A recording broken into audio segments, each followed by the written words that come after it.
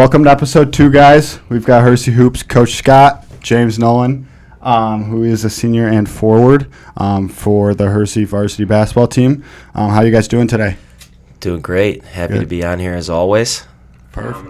Avid listener. So you guys came off with a loss last night, 41-40 against York.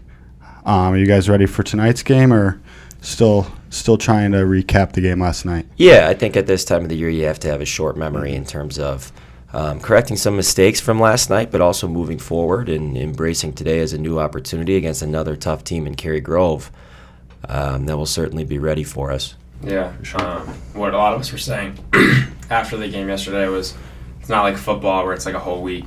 You got to wait for your next game. You got 18 hours and you're back on the clock. So just think short-minded about that game. Yep. Get right back to the next one. So you guys do have a game tonight, 4:30 at Palatine.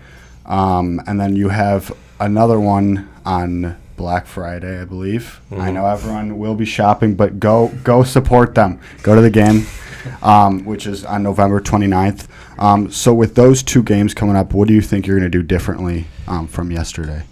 Yeah, I think a lot of things from yesterday I was very pleased with. I was very pleased with our effort in terms of rebounding and getting loose balls. I was very pleased with our defensive effort over the course of the game. York's going to be a really good team. Yeah. And to hold them to 41 points, I think, was a feather in our cap defensively. That said, I wish we would have had 42 on offense. I think a lot of ways to clean that up revolve around taking care of the basketball. We had 14 turnovers as a team last night.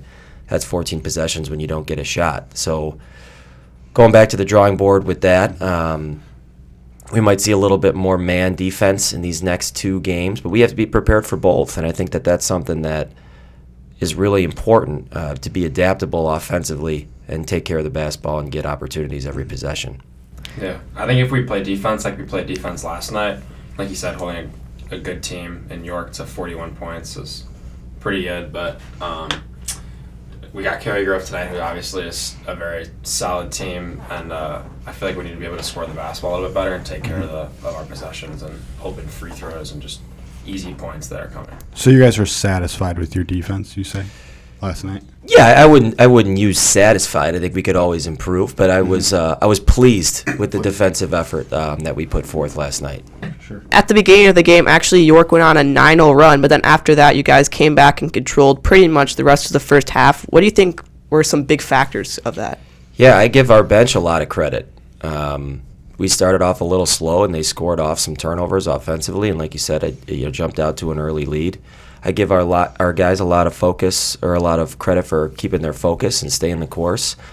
And then, guys who came off the bench, I thought Brent Wolf did a great job coming off the bench and hitting some shots for us. That's not easy to come off the bench and kind of acclimate yourself to the first game of the season in terms of speed and stuff and be able to knock down some shots. But a lot of guys off the bench did a really nice job for us, and that's our focus with guys 6 through 16 is you can't let up any effort or intensity when we come in. And I thought they did a good job of that last night. Yeah, I thought it was an important stretch when I saw we went down 9-0, just to be able to get right back in it, and because that's a big stretch. Because then if they score 11 and 13, then you're kind of down a lot. But it was important to overcome that early instead of later.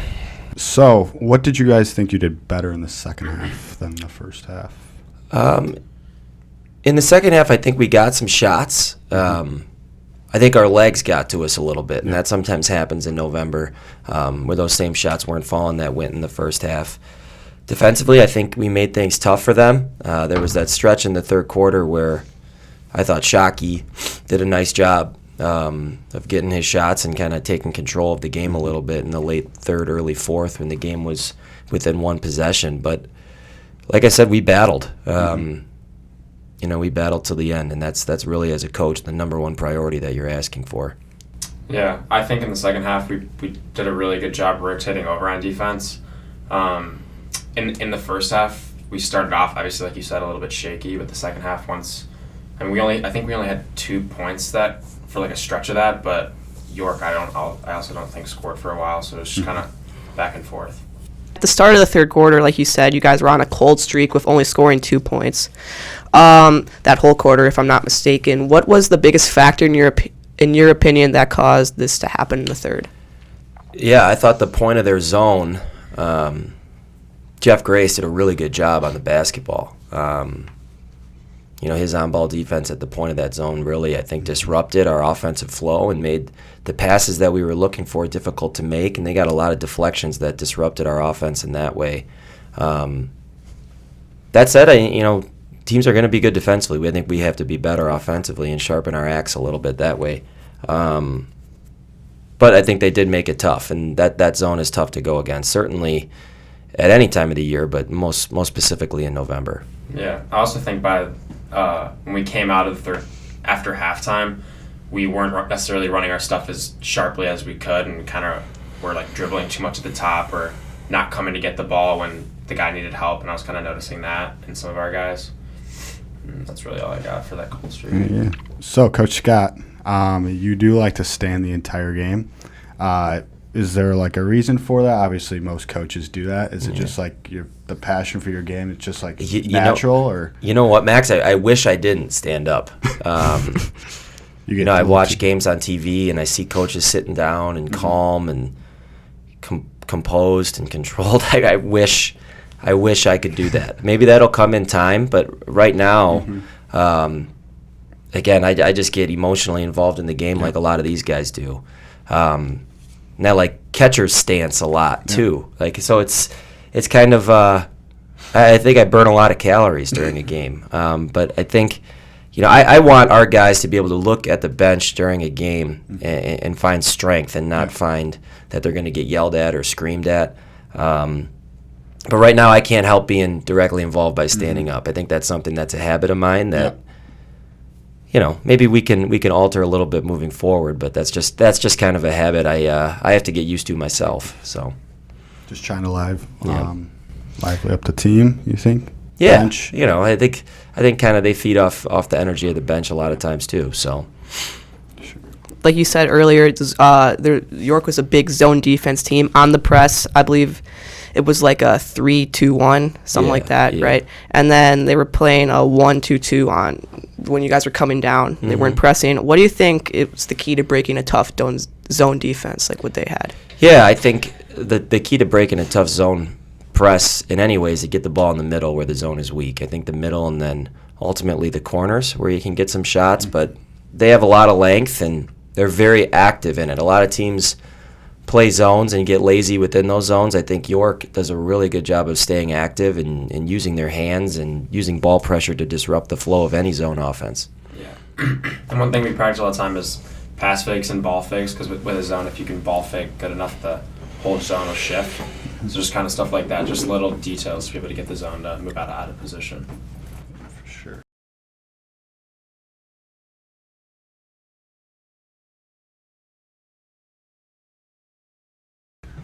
So James, this one's for you. You are obviously one of the taller guys on the team. You're at 6'5". Big tall guy. Did Okan put you at 6'5"? Okan. That's Okan's job. Yeah. That's nice of him. So obviously, for being that tall, you can still dribble and shoot, which is that's awesome when you see it as a forward. What would you say your strength is this year to help contribute to the team? I think definitely my strength will be playing defense for the team and being able to guard some of their players for long periods of time. Offensively, if I get open shots or being able to find my shot, but mostly rebounding and defense is what I'm focused on. Yeah, James is a very versatile offensive player too. He has some great post moves in the mid post, but can also hit a three. And play back to the basket a little bit too. He offensive rebounds well with his length. So James is very versatile and flexible in the positions he can play. He can play in the backcourt for us and in the front court. So you could rely on him on offense and defense? Yeah, most times I can rely on him. There you go. He does a great job. Yeah, and then James, you finished with 3 points last night. What are you going to do differently to help change tonight's outcome for the game? Well, what I noticed to myself, if you're talking about offensively after last night's game, is being able to cut harder and be able to find my shot when I have it, because I feel like I was playing a little bit timid offensively, so I think as a team we need to look for our shots and cut harder. Yeah. You know, I think we missed James sometimes in the middle yesterday, where he cut hard to the middle and was open, and we weren't able to make the pass. So I think, you know, if Cary Grove does mix in some zone defenses, we'll be able to hit him in that spot, and that's the spot I like to see James best, is in the middle, and using kind of his versatile skill set. That's our questions for you, but we got some little unscripted, I love it. overtime. You know, this is my favorite segment. I Coach, love this stuff. You've already answered a couple of them. I got 2 extra ones though that you can answer at the end. But for James, I want to ask the first one: who do you think is the liveliest on the team? Ebo, for sure. Ebo. Yeah. Why do I say Ebo? Because when you see Ebo in the morning, he's always like kind of like jumping around. He's like, "What's up? What's up? What's up?" Or just like when you see him in the halls, like he's always active or he's thinking about something. He's always got something to got say. Energy. Yeah. So a little bit different. Who do you think is the funniest? I still have to go with Wagner. I mean, Wags, every time I talk to Wags, he makes me laugh, unintentional or intentional. Like he'll just say like something, just respond. You know, I have to give a plug though. I have to give credit where credit's due. Ryan Goditis. Really? Oh yeah. Goditis. Goditis is hilarious. You got to get him in the right context, and you got to give him some unscripted commentary on something he feels passionately about. You know, whether Get it's him going with politics with Ocon and it's over. yeah, politics, or he'll talk fantasy football or high school football, but Ryan Goditis he's a classic comedian. A little bit of a throwback, old school style delivery. Wow. Very deadpan delivery, but he does it with the best of them. Goditis is a low key sleeper. In Yeah, that sleeper category. pick right there. Yeah. All right, James. Who do you think is the best leader? Scott. Scott always leads by example. He's very old school, very black and white in my opinion. But the way that Scott leads on the floor and leads by example and leads at practice, he just always is doing the right thing. You'll never catch Scott doing the wrong thing. Of course. So this is something that you're probably not going to like. Alec answered it last week. What is something that you don't like doing that pisses you off that Coach Scott makes you do? Sometimes I don't like coming in the morning to shoot. I mean, James isn't a big morning guy. Nah. yeah, I'm not. Sometimes I'll text James at like 11:30, and he's, oh, sorry, I was sleeping still. So Yeah. I think the noon football games wake him up Yeah. on Sundays. So I think that's part of being 17, 18 years old though. You know, James likes his beauty sleep. You know, I know he takes care of everyone his wardrobe and his hair all the time, but you can't look that good on 2 hours of sleep. He knows that. Oh yeah, definitely. So this is for both of you now. Who would be the player to most likely score 30? Would you think in a game? I think Ben Randall. I think Ethan's also a popular pick, but I think if you can get Ben going on the inside or the outside, I mean, I think there's going to be games where he does score 30 and he's absolutely unstoppable. Once he gets going, I mean, he'll get some confidence, work it out during this Thanksgiving tournament. Yeah. But I think he'll score 30 at some point this season. Yeah, he's a difficult matchup, Ben, being 6'7" and as long as he is, and he's got some good moves too. That is a good pick. Yeah. That said, I think you guys saw a little bit of Brent last night when he gets going too. And once he makes a few, hot. the next one's always going up. He's not going to end on a make. I love that about Brent. He doesn't let the ball get too cold in his hands, and I think that's a strength of his. If he would have missed the first 5, he would have still shot number 6 last night, and that's something I respect about Brent. Just another thing to add on. Do you think Randall will ever dunk in the game? Has he ever said anything? Like I'm hoping. Is he? I heard last year he missed like 7 in-game dunks or something, but I think he's I think he's improved his dunking game per se. He dunks pretty easily in practice. Does he? Oh yeah, So- with Really easy? authority too. Sometimes you got to prod him a little bit and tell him, he can't do something or he can't dunk with 2 hands, and then he'll do it and make okay. Last night he went up looking like he was, and everyone was like, and then he just finished at the rim. Yeah. All right. I know James will like this one. But who's the better statistician, Matthew or Sammy? Oof, I haven't looked at the stats, but I am gonna have to go with Sammy. Oh. Simply because I think I trust Sammy a little bit more with that stuff. Oh, I know man. Matt can maybe lose focus a little bit, but I I have to did. go with Diesel. It was funny when I signed those guys the position, or when they requested to do it. I did a little recon.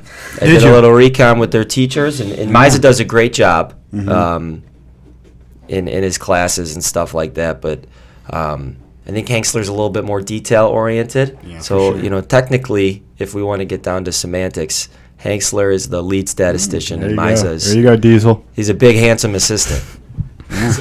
Big hand. All right, that's all we got for you guys today. Right. Thank you for coming in. The men, the myth, the legends, Hersey Hoops right here. Go support them for their Thanksgiving tournament this weekend. Go show out for them. Cheer for them. And this episode will be up on Overtime. We'll post it all over social media, so you guys will be able to watch it as soon as possible.